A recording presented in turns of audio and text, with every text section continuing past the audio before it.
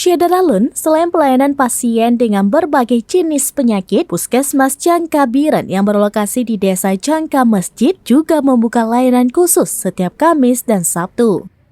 Kepala Puskesmas Jangka, Mursal SKM kepada Seramnews.com pada Kamis 6 Juli 2023 mengatakan, pelayanan khusus yang disediakan adalah ultrasonografi atau USG bagi ibu hamil dan balita setiap Kamis. Sedangkan Sabtu dilaksanakan program penyakit kronis atau prolanis, mulai dari pemeriksaan kesehatan hingga penyuluhan. Saat pelayanan khusus, jumlah pasien yang berobat jalan mencapai 100 hingga 150 orang per hari.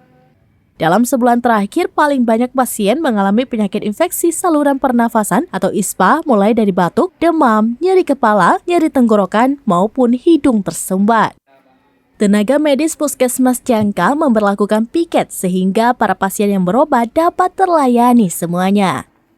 Saat ini Puskesmas Jangka memiliki 3 dokter umum, ditambah 2 orang dokter gigi, perawat dan tenaga lainnya yang berstatus PNS mencapai 106 orang.